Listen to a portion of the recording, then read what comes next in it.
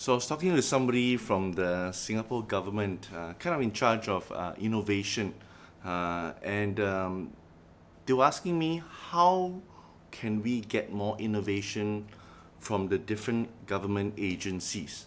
So when I was thinking about this, actually, who wants to join the government?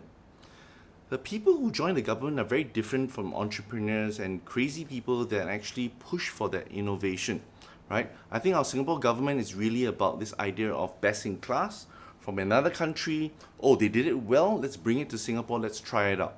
So it's really tried and tested, and then let's try it out here.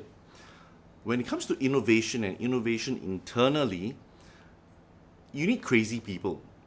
And sad to say, but I think the government might not have that many crazy people inside, right? So if we think about the government, who do they attract compared to entrepreneurs out there?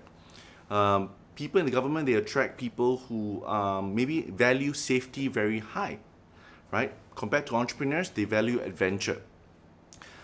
People in the government also value stability.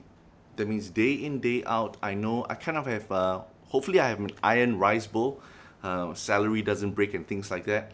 But outside there, entrepreneurs thrive on volatility.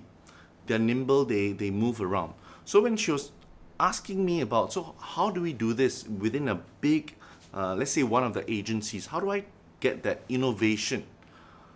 I'll say that actually innovation is really the idea of failure. And there's a high failure rate. Innovation means that you can spend $100,000, $500,000 and you have 10 failures, and if you kept pushing on, the 11th one is a success, and that's your innovation. So I said that because it is an ecosystem that you need to kind of like create. So my suggestion was that create an ecosystem where there is a director or high level person in their 30s. So maybe maximum, maybe mid 30s. But in their 30s, high position, they have high autonomy of what should be done, shouldn't be done. It's up to them.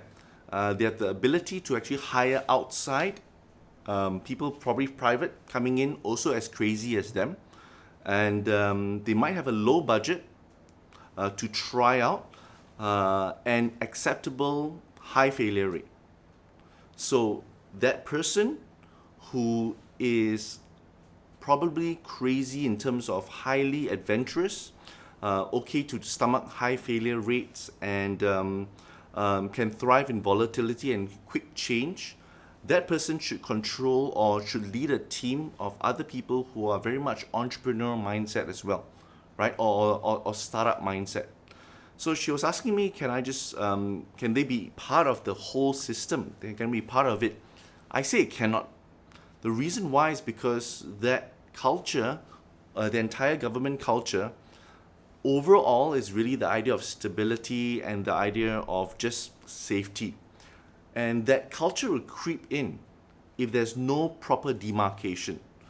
So my suggestion and my advice is actually create a whole subculture, sub-ecosystem where that person just reports to the upper guy, right? Probably minister level or whatever that agency's level is, the upper echelon. And he has the autonomy to do and try out, and knowing that failure is just part and parcel of the path of innovation, high failure rate is acceptable. So that was my suggestion, because innovation, you need a culture to actually create that innovation, of asking why, what if, why don't we try this out? Let's try this out without much data. And I do feel that if there is somebody in their 30s who is of director level, for example, able to lead a team, you're going to get great innovation from the government.